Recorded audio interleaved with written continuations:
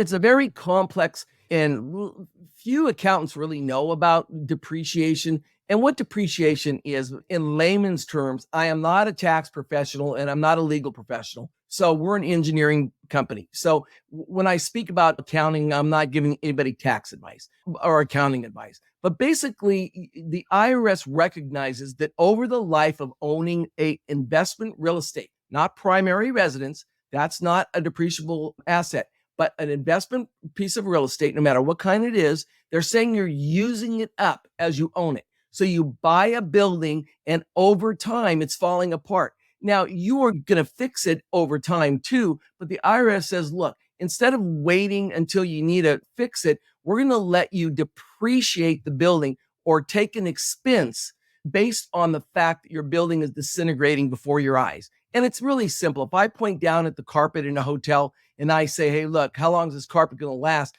They would say, I'd be lucky if it lasts 5 years, or a multifamily, 5, 6, 7 years. So it's easy for everybody to understand.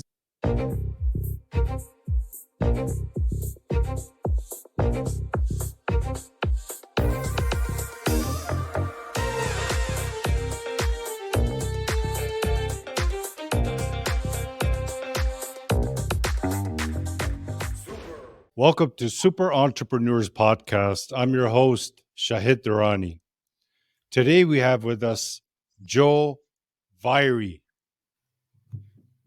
Joe is a managing partner at U.S. Tax Advisors Group. They combine technology and engineering expertise to utilize compliant practices and follows IRS tax code and U.S. law. Their objective is to help business leaders optimize income tax deductions and credits, maximizing their growth by increasing profitability, developing environmentally friendly energy solutions, and obtaining a higher return on investment. Welcome to our show, Joe. Shahid, thank you very much for having me. My pleasure, my friend, my pleasure. So can you start by answering one question? When you were growing up, is this what you wanted to get into? Oh, yeah. I was thinking that I wanted to be a cost segregation engineer when I was like 3 or 4. No, I'm kidding. No, hell no. No. So when did this passion come about? Okay, so what happened was I've always been entrepreneurial. Don't ask me how God made me or whatever you want to say, how I was created. But when I was in college, I was walking through campus and they had a travel day. And the guy who helped me in high school 5 years before go to Europe was there. I talked to him at the end of our conversation. I said, do you have a job? He said, come see me. And he gave me a job as a travel agent. I hated that. I wanted to know why my manager of the travel agency was in this goofy industry. And she said, because I like group travel. So I segued into group travel because I loved it. So I started my own business because as a full-time group person, I would be gone 6 weeks. They'd fly me home for 1 week and I'd be gone for 6 weeks, 1 week, 6 weeks. And obviously that's really hard on your relationship life. So bottom line is I decided to start my own business. I did that for 20 years, doing special interest travel all over the United States and internationally. And then I sold my business in 2000 and I started working for the California Association of Realtors. And I had a good time working for CAR, California Association of Realtors. And I was involved in taxation issues and in financial planning for their members and for their members' clients. In 2007, something happened and the car went off the cliff and crashed. And bottom line is the California Association of Realtors and the real estate industry in California stopped. So bottom line is about a year prior, I had a couple clients. I had a friend who wanted to tell me about something that he thought would be very important. And I kept thinking he wanted to sell me soap. So I blew him off for a year. Finally, I sat down with him and he said, look, there's a strategy out there that you could save your clients income taxes, personal income taxes. So I had 2 clients that were staring down the barrel of a $50,000 tax bill. They couldn't pay it.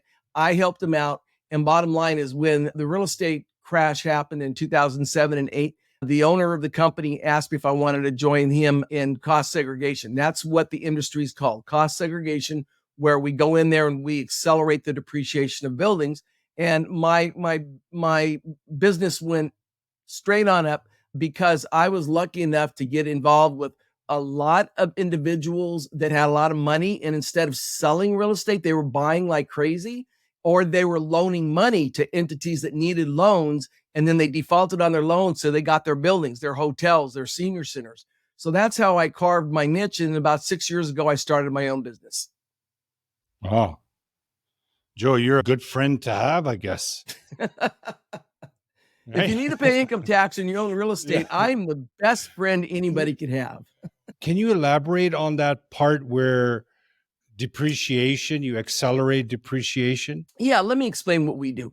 It's a very complex, and few accountants really know about depreciation. And what depreciation is, in layman's terms, I am not a tax professional and I'm not a legal professional.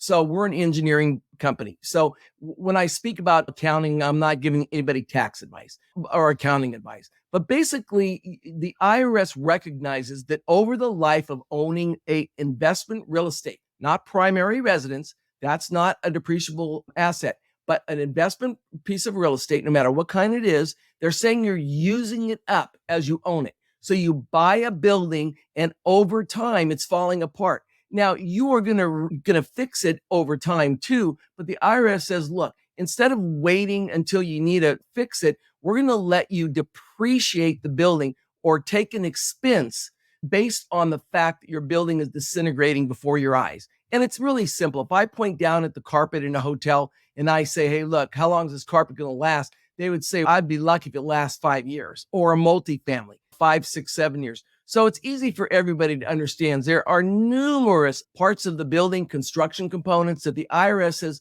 no, it's not going to be a long-term asset, it's short-term. So what happens to calculate depreciation? There's two methods. One is straight line, anybody can do, a child can do. All you need to know is the building basis. The building basis is whatever you paid for the building less the land. Land is not a depreciable asset. So I'll use a simple building. You buy a building for $1.2 million. Somebody, not us, USTAGI, somebody allocates $200,000 to land. I've got $1 million building basis. If it's a commercial building, I divide by 39 years. And I get a little bit of that building expense as a deduction against taxable income over the next 39 years. For a residential, multifamily, single family, it's 27 and a half years. Some people ask me, Joe, who came up with 39 and 27 and a half years? You know what? You'd have to know how Congress thinks or how the IRS thinks. And they don't think logically. So who knows how they came up with those two numbers? But that's the law. That's the way it is. So what most accountants do is they depreciate the building using straight line. Why not? Because they're not engineers. So they just divide by 39 or 27 and a half. They give it to you, but that's a small expense. The real way is to have an engineer break out the buildings legitimately into all of these different lives for the interior of the building, which is going to be countertops, cabinets, flooring, except for tile, window coverings, specialty lighting, on and on. You have all of these items inside the building, which we designate as 5-year. The outside of the building we designate as 15-year. What is that? Landscaping, fencing, pools, driveways, patios. So all of these are based in 15-year property. So what we're doing, it's very simple. We're breaking out the 5, the 7, and the 15-year property, and we're taking it away from the 27 and a half or 39-year straight line property. And we give it to you because of bonus depreciation. If you have not filed your taxes yet for 22, 100% of what I find in those short lives, you get all of the expense in tax year 22. Now, if you're in tax year 23, it starts phasing out. So next year, it's going to be 80%, then 60, 40, 20, and then it's 0. But bonus depreciation rules are not, I don't consider them any reason to jump in and do cost segregation. It's a nice factor, but don't forget, I've been doing this for 12 years without bonus depreciation. But it is nice that I give you 100% of what I find for tax year 22. You get all of that deduction. So in my example, $1 million building, if I find 25% in those smaller asset classes, I'm going to give the owner a $250,000 deduction against income. And how does it work? It's relatively simple. You have gross taxable income less all of your expenses gives you net taxable income. That's what you pay your income taxes on. So if I can give you a big expense, then basically I can wipe out and reduce or eliminate your taxable income. And that's It's what we do. 100% legal too. Oh God. When I first started, one of the misconceptions is I had so many accountants and clients go, must be a scam, must be a scam. Yeah. And I go, no, Yeah. it's not a scam. It's not a scam. Go to these audit technique guidelines for cost segregation published by the IRS. Google that, ATG for cost seg. You'll find a 200-page document, and that's my Bible. That's what separates U.S. tax advisors from a lot of people out there, is we do our studies by the dictation of the IRS. They tell us how to do a quality study. How do you do a quality study? You need an engineering company. You could consider it a loophole with the IRS. No, I don't consider it a loophole. No. I consider it a very misunderstood part of the tax law that most accountants don't get. They're not engineers, so they don't want to get it. But it's as legitimate as it comes. All anybody has to do is go to the audit technique guidelines for a cost segregation. It's published by the IRS, and you can see how it is 100% legitimized by the IRS, as long as it's done correctly. If it's done by somebody in the back room who's not an engineer, you're going to get audited. If you get audited, you're going to face fines and penalties. Any of your work has gone through any audits in the past? Boy, I hate to say this. I've been doing this since 2007. And I don't know if it's good news or bad news, but I've been questioned by the IRS, but I've not had any of the tens of thousands of studies we've done. I've never had them audited. I'm welcoming the day because I want to, we don't mind, because we don't mind pulling up the kimono because we do everything correctly. And I would not, I'm not afraid of an audit. Yeah. And obviously, this is the tax side of things. It doesn't affect the leverage that they may have on the building, right? Not at all. Okay. What we're doing, and I get this question a lot, is people want to talk about the fair market value of a building. No, the IRS does not care about fair market values. All the IRS cares about is when did you buy the building? How much did you pay for it? So if the building you bought for $1 million is now worth $2 million, I'm sorry to say that has nothing to do with the work that we base it on. The $1 million, $2 building you bought, that's what we do. Now, there is a wrinkle in this, and that the wrinkle is when I first started, we would always send an engineer or a professional out to the field to document the building, measure all of the personal property, take pictures, and read all the documents. So what we did about 6 years ago when I started my firm is we came up with another type of study. We call it a modeling study, which is analytically based. So for smaller buildings with a basis of 750 or lower, regardless of the building type, could be multifamily, but most of those we do the smaller building basis or single family homes. So now we can do the single family homes and not fly somebody out to the field to do it. And we can do those at a very affordable rate. So now any kind of building, if the client needs to save on income taxes, they can call me and we can give them a free quote, and they can do no cost quote, and they can decide if it makes sense to do cost seg. So your ideal clients would be real estate investors that are heavy on, for example, apartment buildings or storage facilities, etc. Yes and no, but here's the deal. Because of what I just mentioned, doing the modeling study, we don't care. We have people that I just talked to somebody yesterday. It's his first time buying a building. His wife has a job, and now he's taking some of his funds and he's going out and buying single family homes in Alabama. Okay. I don't care where the buildings are nationwide. And so bottom line, even for that small, he said, was it worth it? I said, it depends on three things. Here's the three things that everybody should think about. Number one, you must hold the building for at least 1.5 to 2 years. If you're a flipper or you're planning on flipping the building, there's a concept in taxation called depreciation recapture. And so you have to pay back some of the depreciation you've taken. And if you're not going to hold the building for at least 1.5 or 2 years, the math just doesn't work. I'll be the first to tell the investor, don't do cost good seg. share. Yeah. Number two is, and this sounds really dumb and facetious, I'm not being sarcastic, is that you must pay income taxes. Real estate is a hell of an investment. One of the reasons it's a great investment is because of all the taxation benefits. So I have lots of people I talk to that simply don't pay income taxes. I tell them, you don't need me. Don't do cost seg. Don't give me money. I'm not going to take your money, because if you're not paying income tax, don't call Joe. So that might sound ridiculous, but you have to talk to your accountant and say, look, am I going to pay any income taxes? If the answer is no, wait until your accountant tells you, oh, hey, you must write that check. Then you call Joe, and then I will let you keep that money in your bank account instead of writing the check out to the state or to the federal tax. This is a very specific niche you have here, and you can really help people save a lot.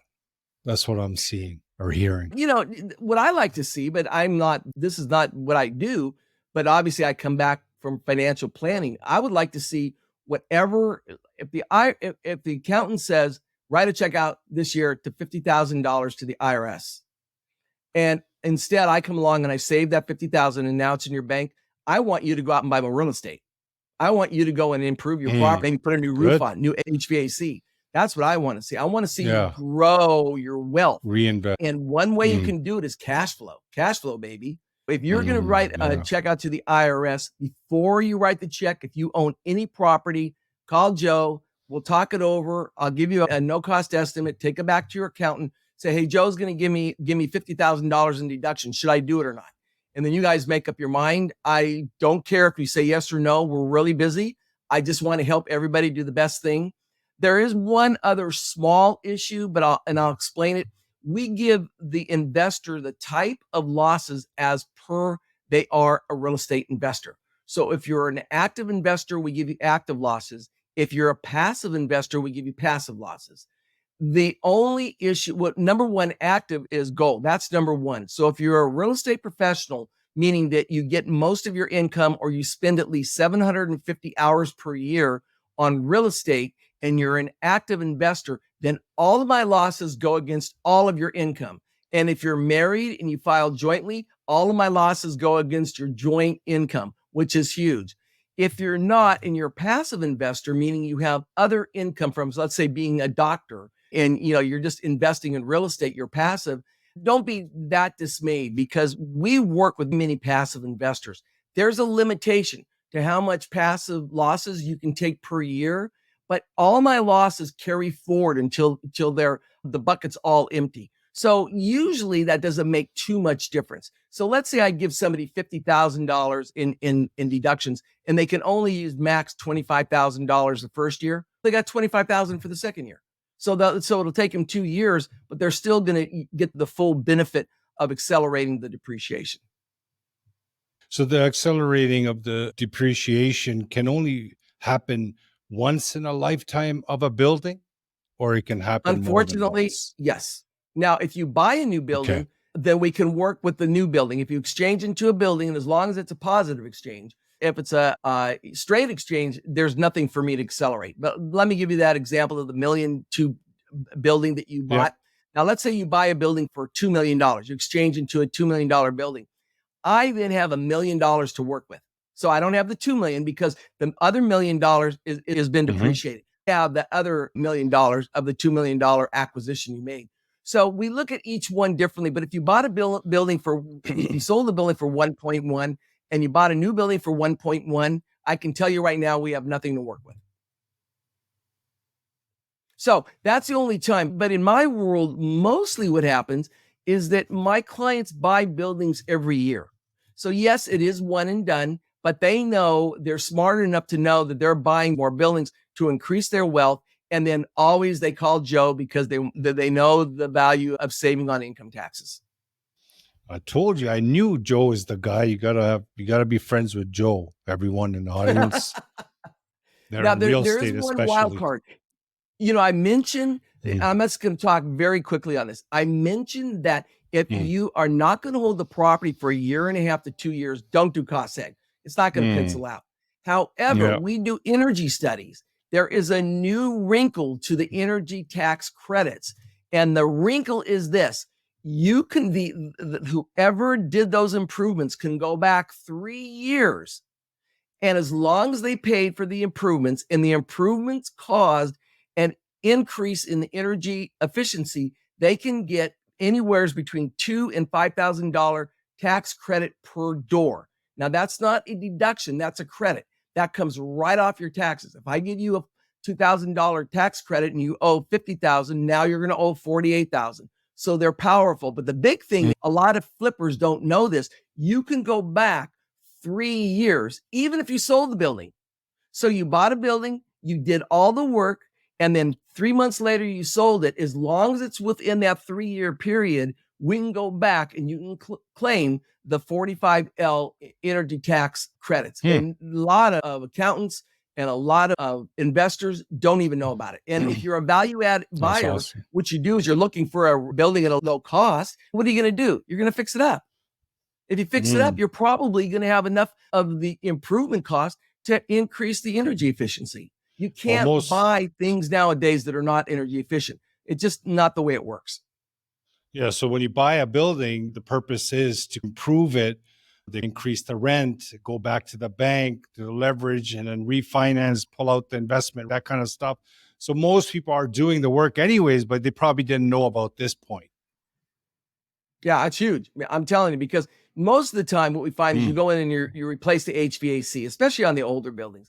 Yeah. You can't buy an HVAC unit that's not energy efficient. Yeah, you can if you buy one at the rock bottom price, but most of the time it's all energy efficient. So you buy lighting, guess what it's going to be? It's going to be LED lighting. You buy a new water heater, guess what it's going to be? It's going to be energy efficient water heater.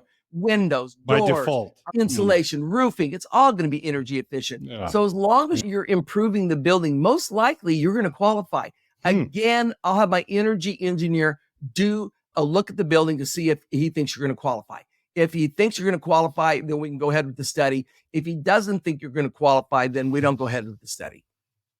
Simple. Awesome, Joe. It was incredible meeting you and learning about all this. You definitely sound like you have a lot of passion in this. And that's very important to have passion in what you do.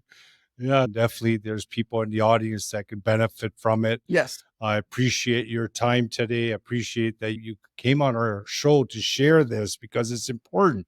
People could be sitting on things that could help them increase their wealth at the end of the day. So really appreciate you for what you're doing, Joe. Thank you for coming on our show today. Shahid, I'll just let them know how they can get a hold of us. It's USTAGI. It's U.S. Tax Advisors Group Incorporated. So just simply Google USTAGI. You can find an online tabs to fill out to get a free quote. The estimate, you can fill out the information online. We'll get back to you. And then again, what I suggest is you either get on the phone and talk to me, or if you want, just talk to your accountant. And if you're ready to move forward, then you move forward. And if you don't, great. Good luck. And when you need me, call me.